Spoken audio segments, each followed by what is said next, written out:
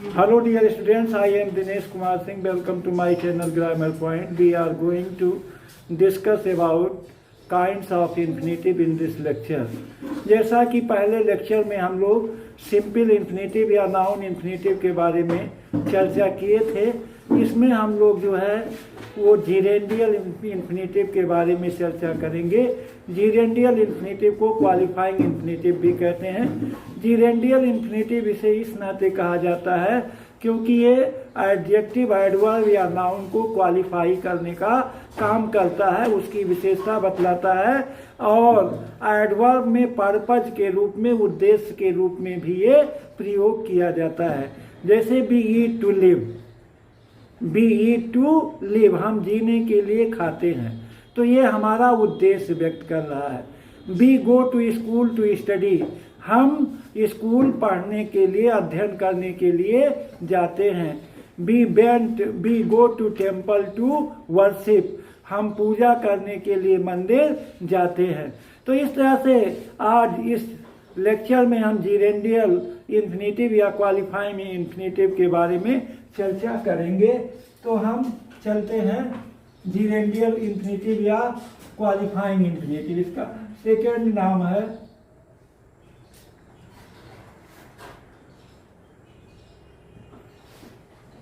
Qualifying infinitive.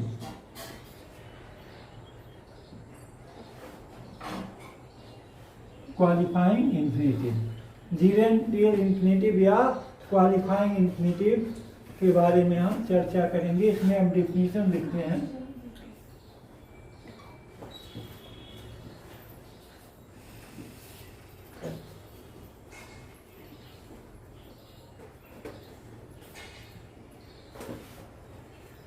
An infinitive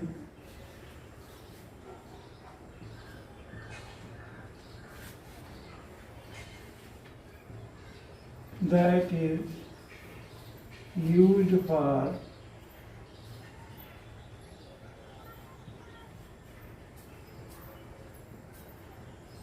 qualifying an adjective, noun and an adverb for showing purpose is called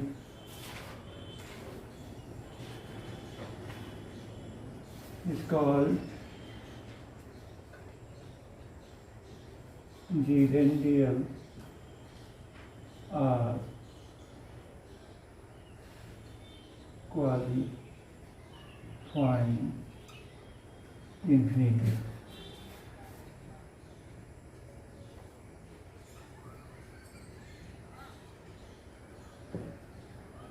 An infinitive that is used for qualifying an adjective, किसी विशेषण को qualify करता है, noun को qualify करता है या adverb को क्वालिफाई करता है, शोइंग पर्पज, उद्देश्य दिखाने के लिए इस कॉल्ड जीरेंडियल या क्वालिफाइंग इन्फिनेटिव इसे कहते हैं।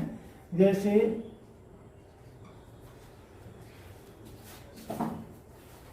We go to school to study, we go to school to study, हम अध्ययन करने के लिए स्कूल जाते हैं। अब टू स्टडी हमारा उद्देश्य बता रहा है। अगला दूसरा, we have no time to waste, हम लोगों के पास नष्ट करने के लिए समय नहीं है। तो ये किसको क्वालिफाई कर रहा है? नाउन को। ये भी नाउन को और ये भी नाउन को क्वालिफाई कर रहा है। अब देयर आर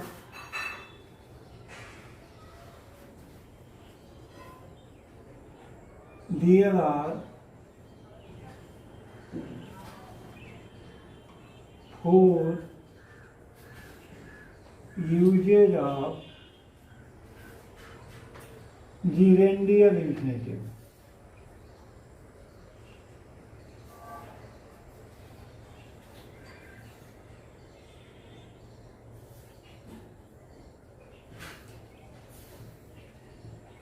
जीरेंडियल इंफिनिटिव के 4 यूज हैं।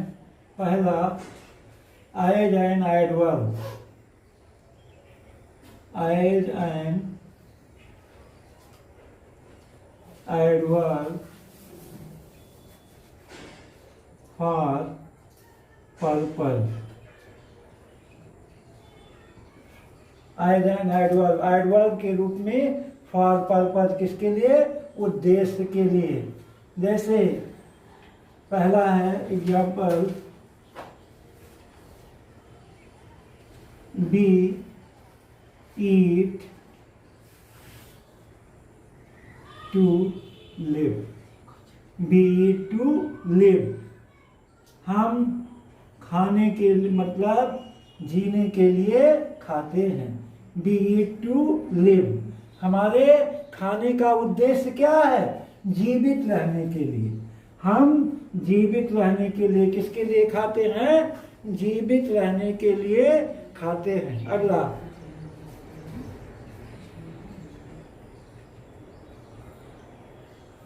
I have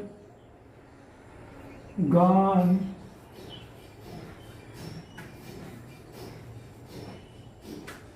to see my friend,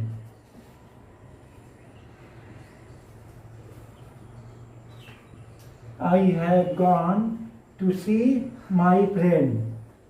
मैं अपने मित्र से मिलने जा चुका हूँ। तो मेरा उद्देश्य क्या है? मित्र से मिलना। टू सी माने मिलना। I have gone, मैं जा चुका हूँ, to see my friend, अपने मित्र से मिलने। अगला, तीसरा,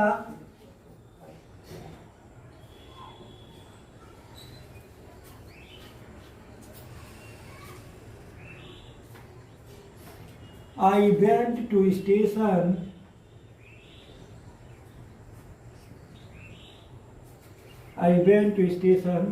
to receive my friend. I went to station, मैं स्टेशन गया, to receive my friend, क्या करने? अपने मित्र को रिसीव करने। इसमें आप देख रहे हैं टू रिसीव है, टू लिव है, टू सी है, ये सब क्या कर रहे हैं? आपको मतलब ये क्वालिफाई मतलब उद्देश्य को बता रहे हैं। उद्देश्य क्या है? मेरा उद्देश्य जाना मतलब स्टेशन पर अपने मित्र से मिलने जाना है। I have gone to see my friend, मैं अपने मित्र से मिलने जा चुका हूँ। या बी ईट टू लिव, हम क्या करते हैं? खाने के लिए, मतलब हम जीने के लिए खाते हैं। तो to live, to see, to receive, ये आपका उद्देश्य व्यक्त कर रहा है। इस नाते यहाँ जीरेंडियल इंफिनिटिव का प्रयोग उद्देश्य के as an adverb for purpose के लिए किया गया। दूसरा, for qualifying, for qualifying an adjective.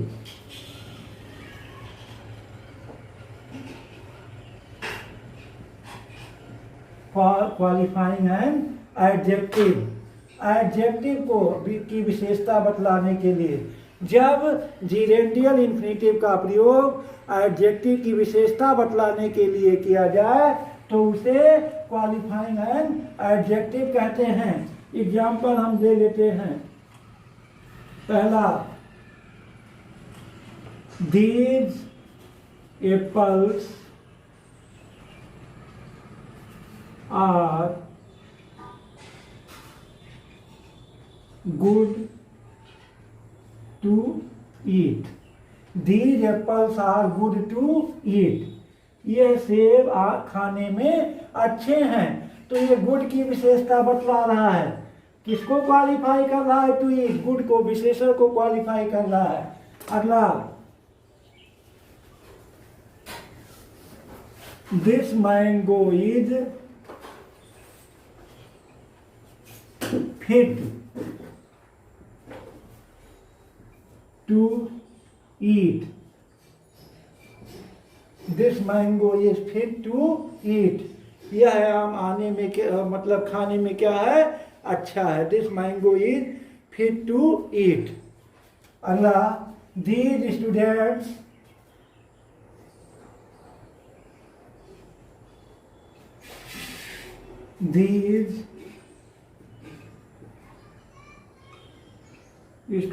Are eager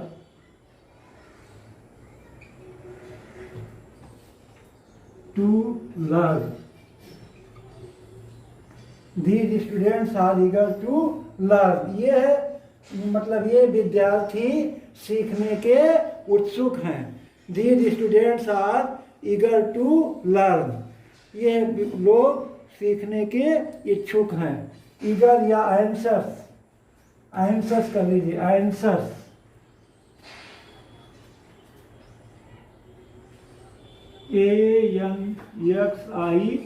ANXIOUS, anxious to learn. These students are anxious to learn. ये विद्यार्थी सीखने के इच्छुक हैं। He is slow to forgive. अगला, he is slow to forgive. He is slow to forgive. अगला,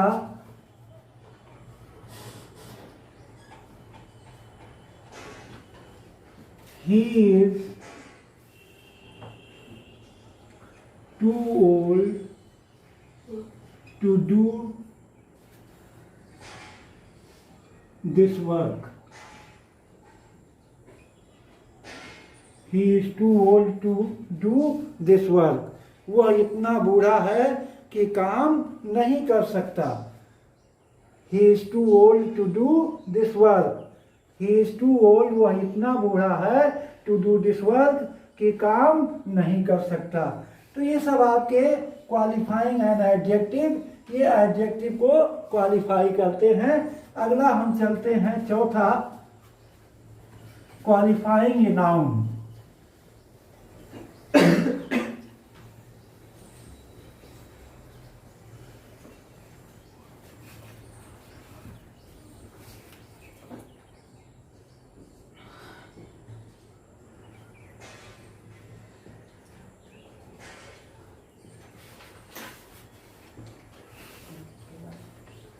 Qualifying a noun.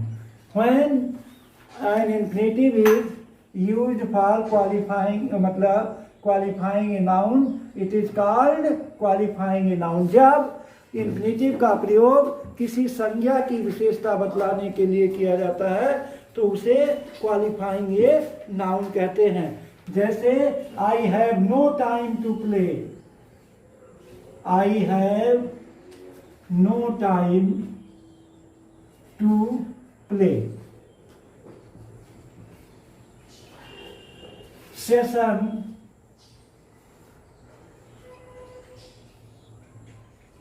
is a man to be admired. Session is a man to be admired. Man, time ये qualify कर रहा है। I have no time to play. मेरे पास खेलने के लिए समय नहीं है। Seshan is a man to be admired. Seshan एक ऐसे व्यक्ति थे जो क्या थे? प्रशंसनीय थे। Here is a house to let. Here is a house to let. यहाँ मकान किराए के लिए खाली है। ये हाउस को क्वालिफाई कर रहा है, ये टाइम को क्वालिफाई कर रहा है, ये मैन को क्वालिफाई कर रहा है। अगला, the order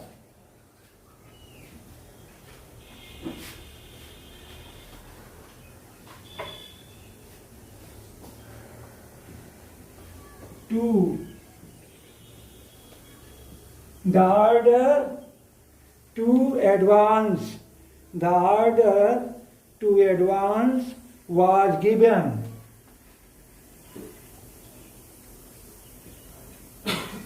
The order to advance, ये ऑर्डर को क्वालिफाई करना है, आगे बढ़ने का आदेश दिया गया था। The order to advance was given, आगे बढ़ने का आदेश दिया गया था। There was not a movement, there was not a movement to be lost. There was not a movement to be lost. अब यहाँ मूवमेंट एडवांस मतलब मूवमेंट, ऑर्डर और हाउस, मैन, टाइम, ये सब नाउन है और इसको क्वालिफाई करने के लिए इसका प्रयोग किया गया। इसको जीरेंडियल मतलब जीरेंडियल या क्वालिफाइंग इंफिनिटिव कहते हैं। इसको जीरेंडियल और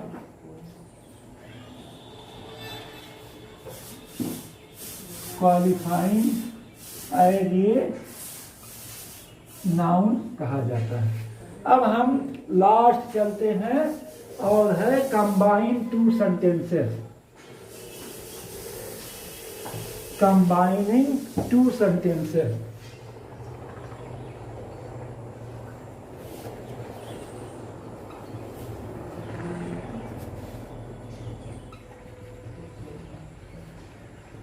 दो वाक्यों को जोड़ने के लिए भी इन्फिनेटिव का प्रयोग किया जाता है। इसको सिंथेसिस में हम बताएंगे, लेकिन यहाँ भी हम चर्चा कर दे रहे हैं। जैसे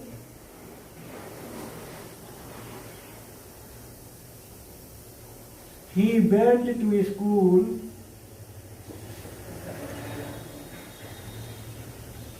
he went to school।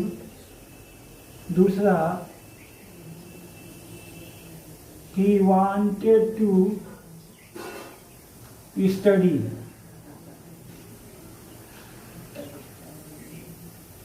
he wanted to study। तो he went to school to study, combine क्या हो जाएगा?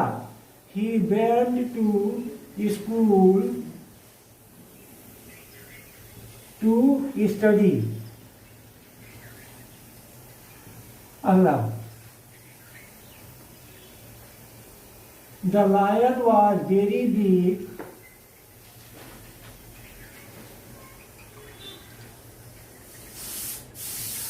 very big,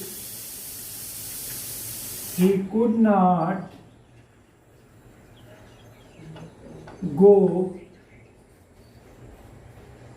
for hunting, he could not go for hunting।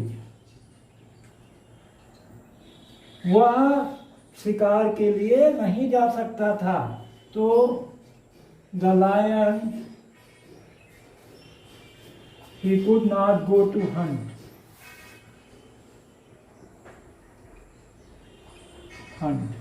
तो the lion was too big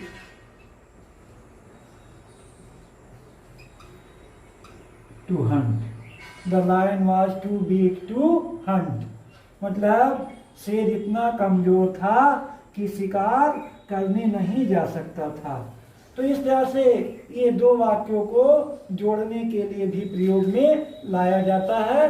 तो इस तरह से हम इन्फिनेटिव के बारे में डिटेल चर्चा किए, काइंड्स ऑफ इन्फिनेटिव बताए, जीरेंडियल इन्फिनेटिव के यूज हमने बताया और इसका प्रयोग कंबाइनिंग ऑफ सेंटेंसेस में भी होता है, इस पर भी चर्चा की गई। अब इस वीडियो में केवल इतना ही। थैंक्स।